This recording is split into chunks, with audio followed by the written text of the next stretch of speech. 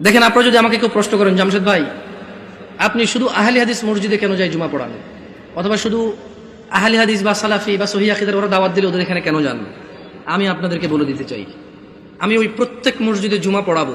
আমি বড় হয়েছি সৌদি আরবে। কোথায় বড় হয়েছি? আমি সৌদি আরব বড় হয়েছি। ওখানে জুমার খুতবা আমরা দুইটা শুনতাম। কয়টা শুনতাম? দুইটা শুনতাম। এবং হাদিসেও এটাই পাওয়া যায়, জুমার খুতবা কয়টা? দুইটা। এখন এখানে আসার পরে দেখলাম যে তিনটা হয়। আমার হিসেবে তো তিনটা, বাট আপনাদের হিসেবে দুইটা।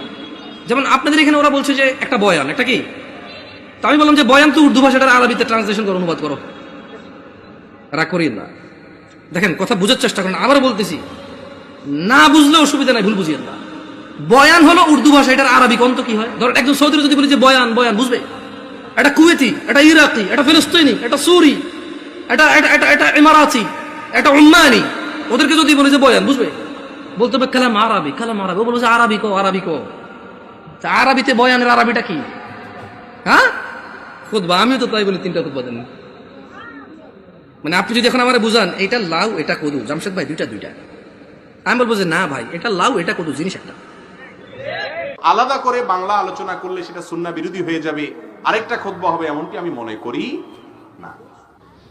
আমাদের দেশে জুমার দিন ইমাম সাহেব কিছুক্ষণ বাংলায় ওয়াজ করেন, তারপরে কাবলাল জুমা নামক 4 রাকাত সুন্নাত নামাজ পড়ার সুযোগ দিয়ে তারপরে আবার আরবিতে 2টা খুতবা দিয়ে ফরজ নামাজ আদায় করেন। বিষয়টা সুন্নাহ সম্মত কিনা দেখুন। খুতবা মাতৃভাষায় হওয়া উচিত নাকি আরবিতে হওয়া উচিত, এটা অনেক বড় ইখতিলাফি বিষয়। তবে এটুকু আমরা বলি যে আরবিতে খুতবা দিলে খুতবা হয়ে যাবে, নামাজও হয়ে যাবে। এবারে পৃথিবীতে কোনো আলেমের কোনো দ্বিমত নাই, বিধায় এটা নিয়ে নতুন করে আর গঞ্জাম ফাসাদ করার দরকার নেই। বাকি কথা হলো যে খুতবার আগে আবার বাংলায় ওয়াজ, অনেকে বলে সেটা আরেক খুতবা। এটাকে আরেকটা খুতবা বলা আমি কোনোভাবে সমর্থন করি না। খুতবা যেটা জুমার এবং ঈদের সেটা তো দাঁড়িয়ে হয়, এটা তো সাধারণত বসে বসে দেয় ইমাম সাহেবরা। মানুষ আগে থেকে যারা বসে থাকে, উচিত হলো তারা জিকির করা, তেলাওয়াত করা, আমলে লিপ্ত থাকা। তো তারা আগে থেকে যারা চলে আসে মসজিদ, ইমাম সাহেব তাদেরকে যদি বাংলায় কোনো কথা বলেন, এটা সরাসরি কোনো গুনাহের কাজ বলে আমি মনে করি না।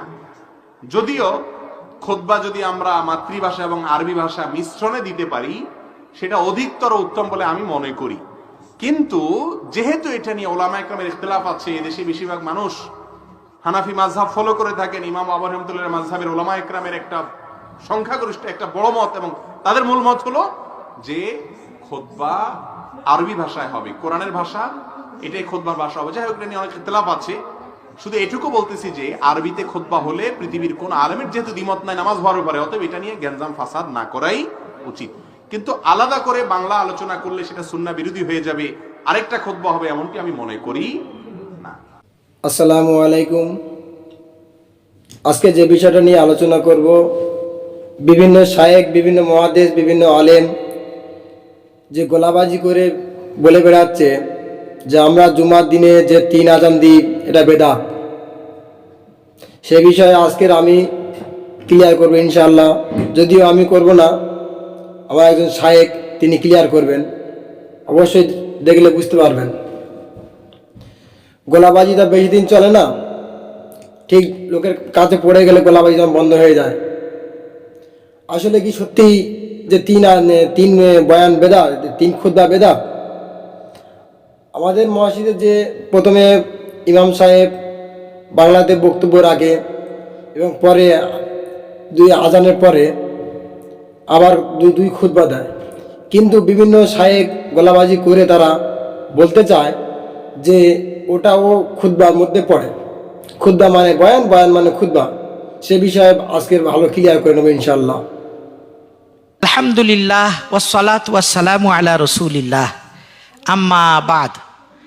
দর্শকবৃন্দ, আসসালামু আলাইকুম ওয়া রাহমাতুল্লাহি ওয়া বারাকাতুহু। আজ আমরা জুমার একটি বিদআত সম্পর্কে আলোচনা করব। আমরা জানি জুমার নামাজের পূর্বে খতিব সাহেব মেম্বারে দাঁড়িয়ে আরবিতে 2টি খুতবা দিয়ে থাকেন, কিন্তু আজকাল আমরা দেখছি কোথাও কোথাও এই খুতবা 2টি আরবিতে নয়, বরং স্থানীয় মাতৃভাষায় দেয়া হচ্ছে। বাঙালিদের সামনে বাংলা ভাষায়, উর্দু ভাষাভাষী মানুষদের সামনে উর্দু ভাষায়, ইংরেজি ভাষার মানুষদের সামনে ইংরেজিতে খুতবা দেয়া হচ্ছে। মনে রাখা দরকার, এটা জঘন্য বিদআত কাজ। আজ আমরা এ সম্পর্কে আলোচনা করছি। আমাদের প্রিয় নবী সাল্লাল্লাহু আলাইহি ওয়াসাল্লাম মাদানী জীবনে দীর্ঘ 10 বছর যাবৎ জুমার খুতবা দিয়েছেন আরবিতেই। তার পবিত্র জামানায় সাহাবা রাদিয়াল্লাহু তাআলা আনহুম আজমাইন মদিনার বাহিরে যে যেখানে জুমার খুতবা দিয়েছেন আরবিতেই দিয়েছেন। নবী সাল্লাল্লাহু আলাইহি ওয়াসাল্লামের পরবর্তী জামানা হলো সাহাবাদের যুগ, যেটা চলেছে দীর্ঘ 100 বছর যাবৎ।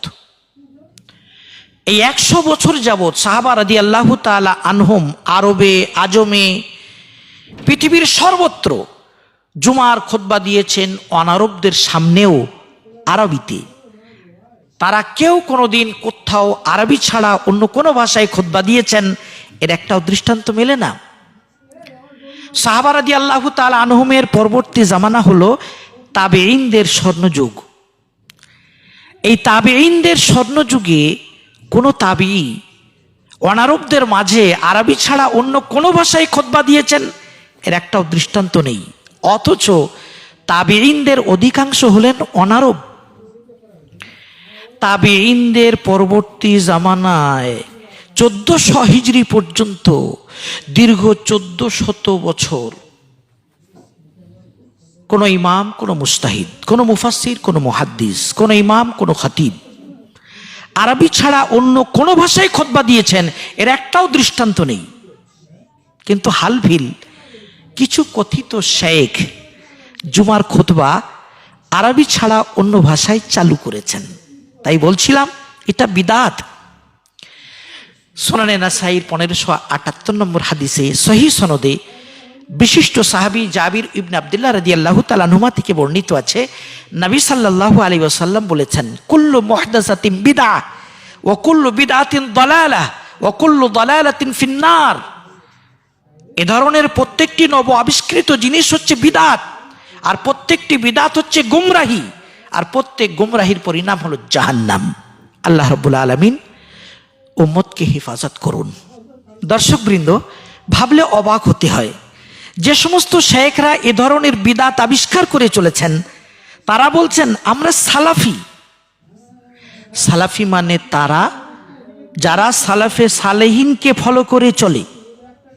এ সমস্ত শেখদের আমলগুলি দীর্ঘ 1400 বছরের সালাফে সালেহিনের সাথে মিল খায় না, এত সত্ত্বেও তারা বলছেন আমরা সালাফি। আসলে নামকরণের জগৎ বড় আজব, বেদানা দানায় ভরা, আবার দানাদার দানা শূন্য, এটাই তো নামকরণের জগৎ। অতএব আপনি কোনো ফেরকার নাম দেখে পাগল হবেন না। বাতিল ফেরকার মানুষেরা ভালো নাম রাখার বড় উস্তাদ। সুতরাং আজ এই ফিতনার যুগে আপনাকে হতে হবে 100% সাবধান। দেখলাম সোশ্যাল মিডিয়ায় একজন শেখ খুব গলাবাজি করে বলছেন খুতবা মানে বক্তৃতা, খুতবা মানে লেকচার, আর বক্তৃতা ও লেকচারের উদ্দেশ্য হচ্ছে মানুষকে বোঝানো। অতএব খুতবা যদি মাতৃভাষায় না হয় তাহলে এর লাভ কি আছে? সুতরাং বাঙালিদের মাঝে বাংলা ভাষাতেই খুতবা দিতে হবে, এটাই চূড়ান্ত। এর জবাবে আমি শেখকে বলছি, শেখ যদি কেউ বলে আজান মানে এলান, আজান মানে ঘোষণা, আজান মানে বিজ্ঞপ্তি, আর এলান ঘোষণা ও বিজ্ঞপ্তিটা অবশ্যই বোঝা উচিত। না বুঝলে সে এলান করে লাভটা কি? অতএব আজানটা বাংলাতেই দিতে হবে। যদি কেউ এটা বলে তাহলে আপনি কি করবেন? বোঝা গেল হয় গলাবাজি বন্ধ করুন, আর না হয় আজানটা বাংলাতেই দিন। দেখলাম আরেকজন শেখ বলছেন খুতবা হলো নসিহাত, নসিহাত মানে উপদেশ। অতএব মানুষেরা যদি এটা না বোঝে তাহলে খুতবা দিয়ে লাভ কি আছে? তাই জুমার খুতবা মাতৃভাষাতেই দিতে হবে। এর জবাবে বলছি, ভারতরত্ন শাহ ওলিউল্লাহ মুহাদ্দিস দেহলভী রাহিমাহুল্লাহ উসুলে তাফসির শাস্ত্রের অভূতপূর্ব কিতাব আল ফাউজুল কাবীরের শুরুতে লিখেছেন, কোরআন মাজিদের 5 ভাগের 3 ভাগ হলো নসিহাত। তাজকির বি আইয়ামিল্লাহ, তাজকির বি আলা ইল্লাহ, তাজকির বিল মাউত ও বিমা বাদাল মাউত। এত সত্ত্বেও কোরআন মাজিদ আরবিতেই কেন? জি হ্যাঁ, আল্লাহ রাব্বুল আলামিন সূরা ইউসুফের 2 নম্বর আয়াতে বলেছেন, ইন্না আনজালনাহু কুরআনান আরাবিয়্যান লাআল্লাকুম তাকিলুন। এর দ্বারা বোঝা গেল আরবি হওয়াটা কোরআনের সিফাতে লাজিমা। আরবি ছাড়া কোরআন হয় না। আরবির বাইরে কিছু হলে সেটা কোরআনের তর্জমা কিংবা কোরআনের তাফসীর হয়। যাই হোক, কোরআন মাজিদের 5 ভাগের 3 ভাগ নসিহাত, এত সত্ত্বেও কোরআনটা যেমন আরবিতেই, তেমনি খুতবা অবশ্যই নসিহাত, এত সত্ত্বেও খুতবা আরবিতেই হবে। আরবি ছাড়া অন্য কোনো মাতৃভাষায় খুতবা দেওয়াটা গোমরাহি, এটাই চূড়ান্ত। শুধু দর্শকবৃন্দ, সোশ্যাল মিডিয়ায় গত কয়েকদিন আগে একটা আজব কথা শুনলাম। একজন শেখ বলছেন হানাফিরা জুমা উপলক্ষে 3টে খুতবা দিয়ে থাকে, 2টো খুতবা আরবিতে আর তার আগে একটা বাংলা বায়ান, ওটাও খুতবা। বায়ান মানে খুতবা, খুতবা মানে বায়ান। যেমন জল মানে পানি, পানি মানে জল। এই হিসাবে হানাফিরা জুমায় মোট 3টে খুতবা দিয়ে থাকে, এটা বিদআত। দর্শকবৃন্দ, বলতে মন চাইছে এরই নাম হলো চোরের মায়ের বড় গলা। শায়েখরা নিজেদের বিদআতটাকে ধামাচাপা দেওয়ার জন্য মুসলিম উম্মাকে গোলক ধাঁধায় ফেলে হানাফিদেরকে বিদআতি সাব্যস্ত করছেন। আল্লাহ রাব্বুল আলামিন উম্মতকে তাদের ফিতনা থেকে হেফাজত করুন। খুব ভালো করে মনে রাখবেন, যেটাকে আমরা বলি খুতবা, জুমার খুতবা, সেটাকে আল্লাহ রাব্বুল আলামিন কোরআন মাজিদে সূরা জুমার 9 নম্বর আয়াতে বলেছেন যিকির। সহিহ বুখারীর 881 নম্বর হাদিসে রাসূলুল্লাহ সাল্লাল্লাহু আলাইহি ওয়াসাল্লাম বলেছেন যিকির, তবে আমরা আমাদের পরিভাষায় ওটাকে বলি খুতবা। এই খুতবা শব্দের শাব্দিক অর্থ হলো বক্তৃতা। এই বক্তৃতা আর পারিভাষিক খুতবার মধ্যে বড় বড় 10টি পার্থক্য রয়েছে। এত সত্ত্বেও বাংলা বক্তৃতা আর পারিভাষিক খুতবাকে এক মনে করা সুস্পষ্ট গোমরাহি ছাড়া আর কি হতে পারে। বায়ান বা বক্তৃতা আর পারিভাষিক খুতবার মধ্যে পার্থক্য নম্বর 1, খুতবা হয় জুমার দিনে আর বায়ান যে কোনো দিনে হতে পারে। নাম্বার 2, খুতবা হয় মসজিদে আর বায়ান মসজিদে, মসজিদের বাইরে যে কোনো জায়গায় হতে পারে। নাম্বার 3, খুতবা হয় মেম্বারের উপর আর বায়ানের জন্য মেম্বার লাগে না। নম্বর 4, খুতবা হয় দাঁড়ানো অবস্থায় আর বায়ান দাঁড়িয়ে বসে সর্বাবস্থায় হতে পারে। নম্বর 5, খুতবা হয় একসাথে 2টি আর বায়ান এভাবে একসাথে 2টি হয় না। নম্বর 6, খুতবা দেয়া হয় কাবার দিকে পিঠ করে আর বায়ান যে কোনো দিকে মুখ করে দেয়া যেতে পারে। নম্বর 7, খুতবা দেয়া হয় জুমার 2য় আজানের পর আর বায়ান আজানের আগে কিংবা যে কোনো সময় দেয়া যেতে পারে। নম্বর 8, খুতবা হলো জুমার শর্ত আর বায়ান জুমার কোনো শর্ত নয়।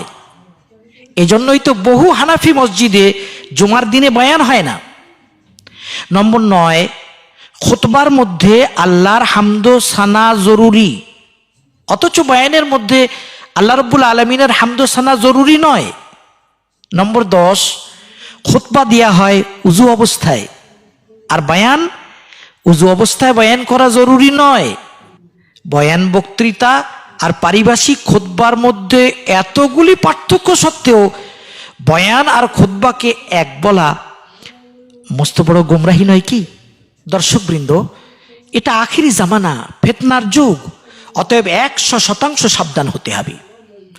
জুমার নামাজ সহি হওয়ার জন্য শর্ত হলো খুতবা। এই খুতবা আরবিতেই দিতে হবে, আরবি ছাড়া অন্য কোনো ভাষায় খুতবা দেওয়াটা বিদআত। তো বন্ধুগণ, দেখলেন যে বিদআতটা নিয়ে যারা গলাবাজি করে গিয়েছে সে বিষয়ে আমরা অনেকটা ক্লিয়ার হয়ে গেছি, কোনটা খুতবার, কোনটা বয়ান আর কোনটা বেদাত, কোনটা বেদাত নয়, সে বিষয়ে আমরা আলহামদুলিল্লাহ ক্লিয়ার হয়ে গেছি। তো আমার এই ভিডিও যদি কারো ভালো লেগে থাকে অবশ্যই চ্যানেলটা সাবস্ক্রাইব করে রাখবেন এবং এই বিষয়টা আর আপনি আপনার বন্ধুকে দেখার সুযোগ করে দিন, ভিডিওটি শেয়ার করে দিন। আপনি যে ব্যাপারটা বুঝতে পেরেছেন যে 3 খুতবা অর্থাৎ যে বাংলায় যে বক্তব্য করা হয় সেটা আমাদের বেদাত নয়, যেহেতু বিভিন্ন শায়েখরা বেদাত বলে ফতোয়া দিয়েছে। সে বিষয়ে ক্লিয়ার যেমন আমি হয়েছি, আপনি হয়েছেন, এবং অন্যকে ক্লিয়ার হওয়ার জন্য সাহায্য করুন, অর্থাৎ ভিডিওটি তাকে শেয়ার করে দিন। আসসালামু আলাইকুম, সবাই ভালো থাকবেন, আমার জন্য দোয়া করবেন।